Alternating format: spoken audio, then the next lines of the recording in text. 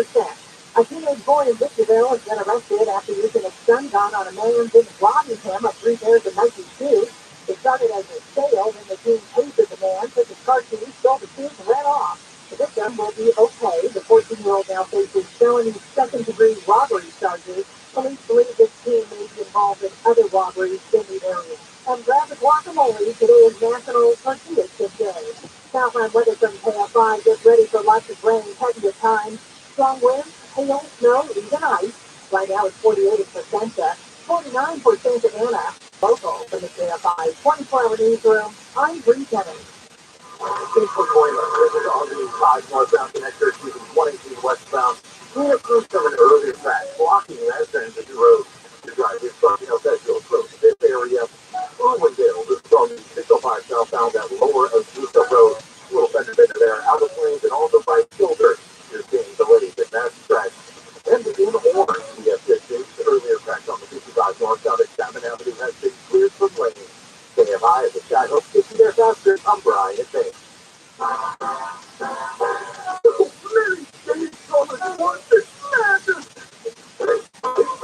everywhere you stay in place. Almost forgot. Now this conclusion to this program.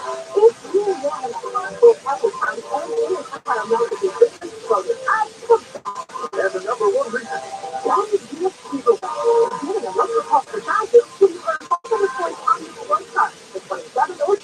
Toronto, good time. They always seem sharp. For emergency backup power, there's only one name.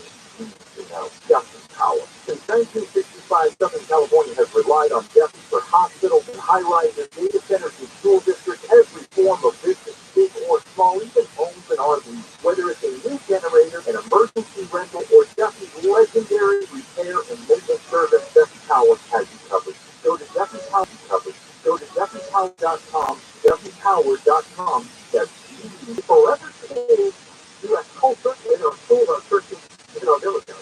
Pilots explains how attacks on our electoral college, Supreme Court, system, and other customs undermines the possibility of bipartisan engagement in economic office. Pilots sees Americans speaking in different and antagonistic political languages, so the two parties don't polarize, and he thinks the American way of life itself is at risk. Pilots thinks the players working behind the scenes to undermine our enduring institutions. Find Final Battle in bookstores and check out the free offer and save $28. Just call 1-800-NEWSMAX, that's 1-800-NEWSMAX, or go online to finalbattle611.com, finalbattle611.com to get your free copy today. Have you been using Mastermind? Morgan & Morgan will fight with the more. We are America's largest injury law firm, and that means more than 800 lawyers, more offices nationwide, and more than $15 billion in coverage for our clients. Inexperienced representation that works out 24/7 and much more. See what people are saying about us. Check out any of our more than 28,000 clients. You deserve more. And we at Morgan & Morgan are ready to fight for more. Don't wait. Dial pound more or visit borderpeople.com for an office in India. I'm John Morgan of Morgan & Morgan. When you call America's largest injury firm, you get the backing of a national firm, along with the dedication from your community. When you need a fighter, we got it. Call America's largest injury law firm. Call Morgan & Morgan for the people. This is Jacob M. Ross. If you've been involved in a motorcycle accident, call 844-24 Jacob. AMI, AM640. AMI live and everywhere on the iHeartRadio app. AMI, AM640. AMI, AM640. AMI, AM640. More stimulating talk.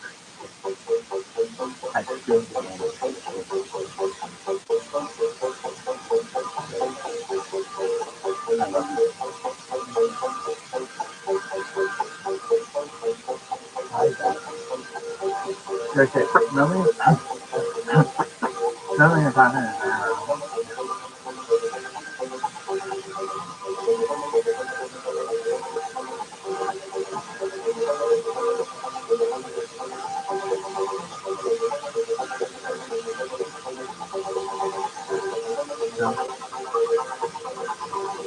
From the Six Angels, from the Pacific Ocean, good morning, good evening, wherever you may be across the nation, around the world. I'm George Norrie. Welcome to Coast AM. Later tonight, investigative reporter Cheryl Jones joins us by open line with us. And the tribute leaders to the latest Michael Heisen, who just passed away. Here's what's happening. The Biden administration is expecting China to put a peace plan on the table Friday, tomorrow, with their ideas for resolving Russia's war in Ukraine. China's top diplomat, Wang Yi, had previewed the forthcoming plan during remarks at the Munich Security Conference last weekend after Wang traveled to Moscow later this week, however. Russia's Foreign Minister Lavrov said that he had not discussed the reported plan with China's top diplomat.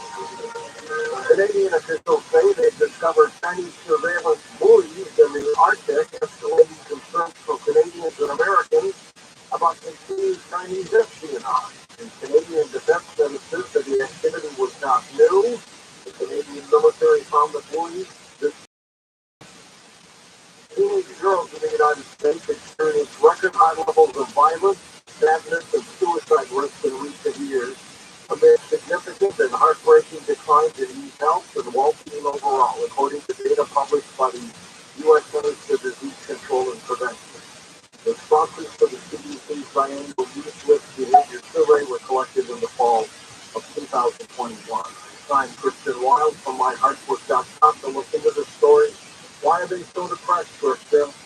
Well, George, you and I and coast-to-coast listeners do not have to be psychologists to recognize something is so drastically wrong when the country's most precious commodity, its children, are so negative and disenchanted about their future and the world that we have prepared for them, that taking their own lives becomes so appealing, and their only option that they see available. Suicide is now considered the leading cause of death of our country's most precious asset, its young people and its future.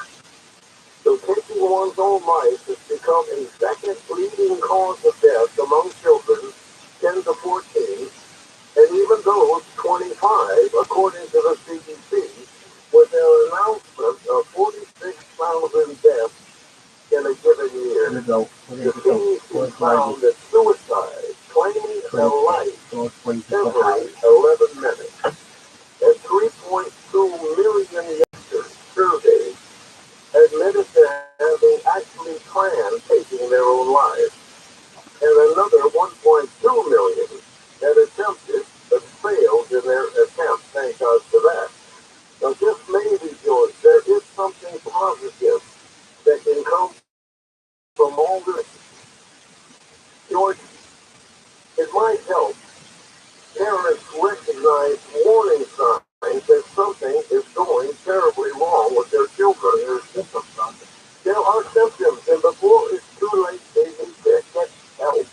They need to seek help before it's too late. According to the experts, for instance, if a child has been sexually or otherwise abused, or being bullied, or anything that makes that child feel unworthy and possesses a self-worth.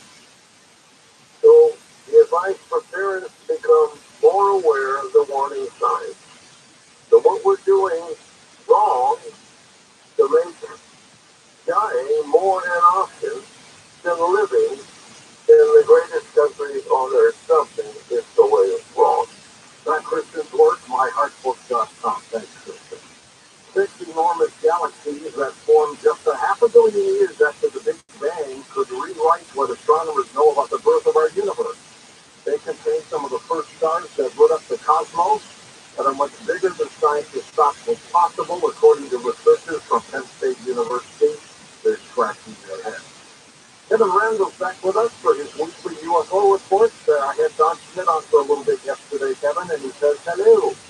Hello, actually. What do you got for us? Well, first is an interesting radar report from Louisville, Kentucky, from August 28th of last year.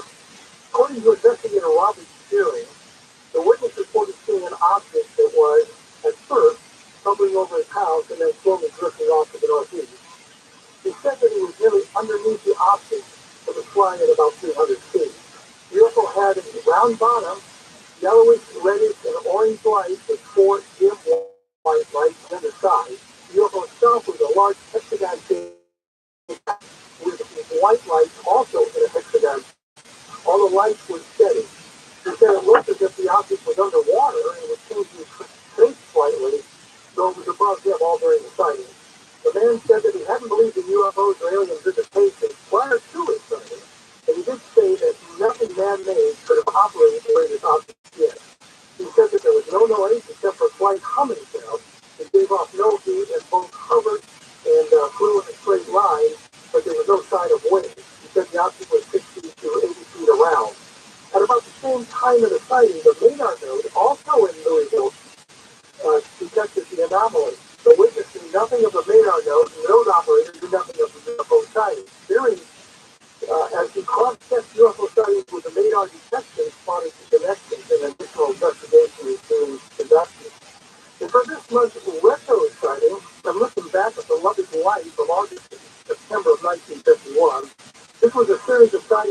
located in the panhandle of Texas and parts of New Mexico that began with the sighting of a flying wing over Albuquerque. That sighting is listed in the Blue Book file as unidentified, and I'll post additional information about that on my blog. Not long after that, college professors in Lubbock, sitting outside about 10 p.m., saw a group of lights fly over. They didn't make much in the way of scientific observation and began to discuss what they would do if the lights returned. When the lights did return, the professors made some of their observations and then called the local newspaper, wondering if there were others who had seen the same thing. Those others around the area also reported strange lights, including one man who said at first his second sighting baffled him, but during the third one he heard a soft cry and realized he was looking at a flubber and white feathered bird native to the area. While the Air Force seemed to fixate on that sighting, a freshman at Texas Tech, Carl Hart Jr., who was an avid photographer, took 5 pictures of lights. He said he was looking out his bedroom window and he saw the lights fly over. Knowing that they returned, he got his camera and waited. A few minutes later, there was another flight, and not long after that, a third. 4 pictures survived. Originally, there was no explanation for the object. Attempts by a news photographer from the top of the news building to duplicate those photographs using birds for comparison failed. When I was in Lubbock in the mid-1990s on a hunt, I looked for Carl Hart in a telephone directory and found his number, talking to him. Knowing that about 90% of UFO photos are taken by teenagers and young men, and 90% of them later admitted fake, I thought Hart might come clean. I asked him what he photographed, and he said, "I still don't know." Had it been a hoax, I think he would have admitted it at that time. Hart died in 2020, and I'll post a lot more information about that under my blog as well. And that's it for tonight. We'll talk to you next week. Kevin Randall does a marvelous job researching UFO. In a moment, Dr. Bradley Nelson back with us. We talk a lot about our health. He has got a book that I predict will become a bestseller. It's called The Body Code, and he's next with us on Coast to Coast.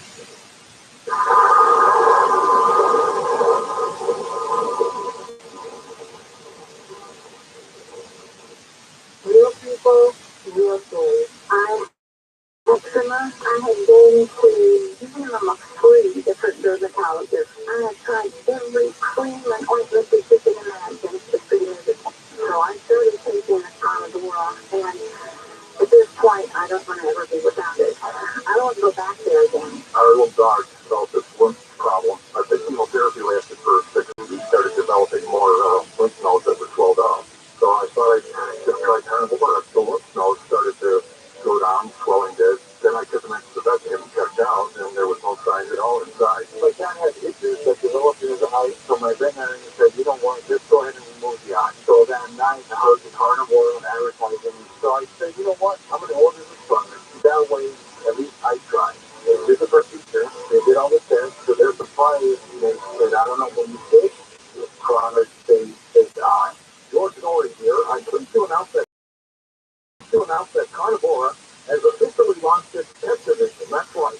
Both you and your pets can benefit from nature's nutritional powerhouse. Try Carnivora, and you'll see for yourself. Call 1-866-836-8735. That's 1-866-836-8735. Or visit carnivora.com. CARNIVORA.com. Don't wait.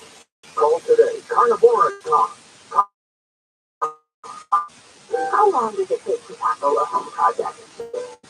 You cross it off your list before this ad is over.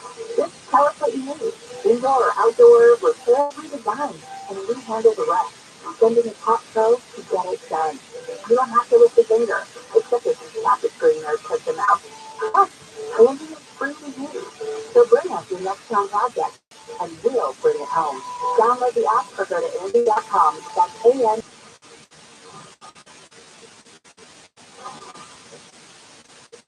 For some natural methods of achieving wellness. He is the creator of the emotion code and the body code system, the CEO of Discover Healing, which is a holistic educational platform that provides training and certified practitioners worldwide.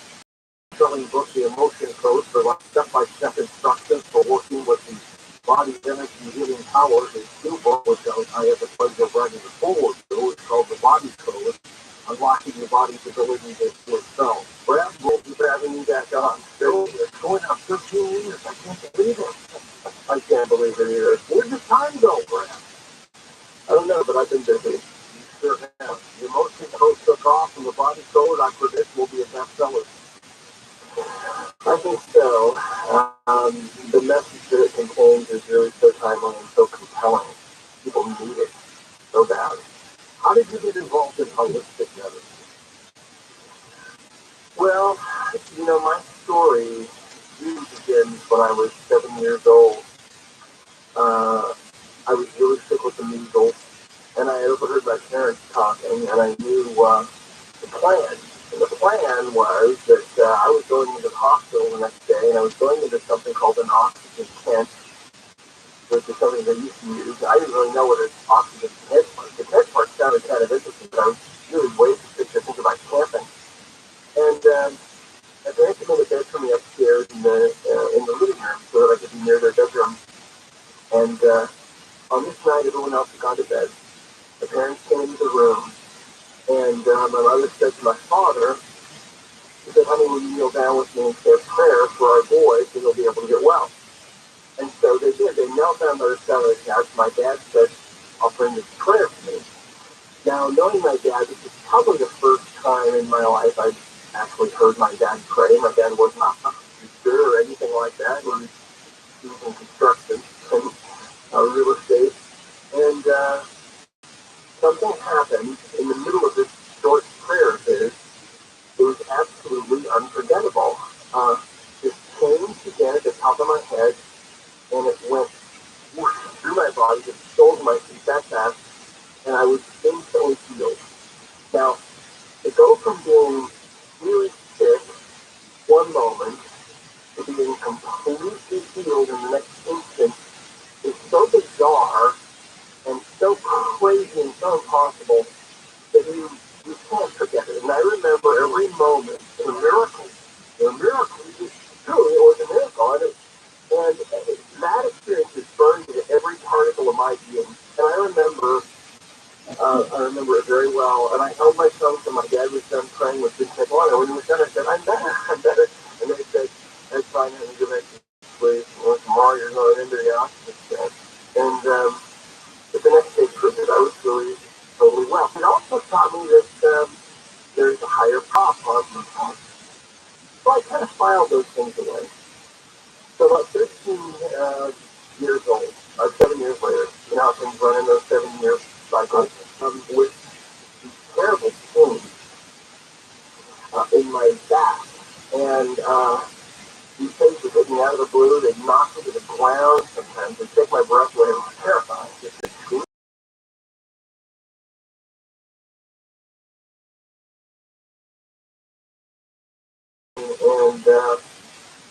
And my parents were told that I had kidney disease, and that what I had, and actually, and they didn't even need to tell me that, because just walking around sometimes these pains would just, you couldn't do it if they wanted to, right? No, exactly. And so my parents decided they would take me to see some alternative doctors, and these doctors lived out on the edge of town, in a trailer house in the middle of a wheat field. This is in Great Falls, Montana, where I grew up.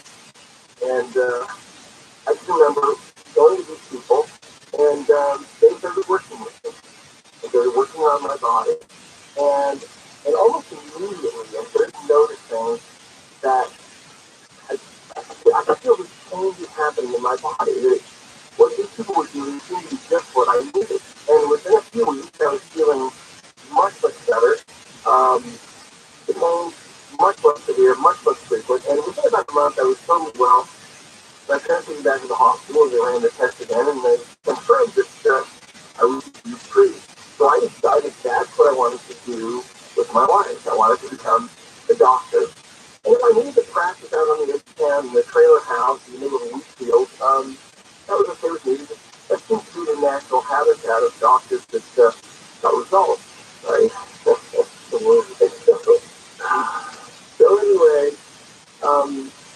I can remember lying on my back on their treatment table and looking up at them and saying, "When I grow up, I want to do what you're doing."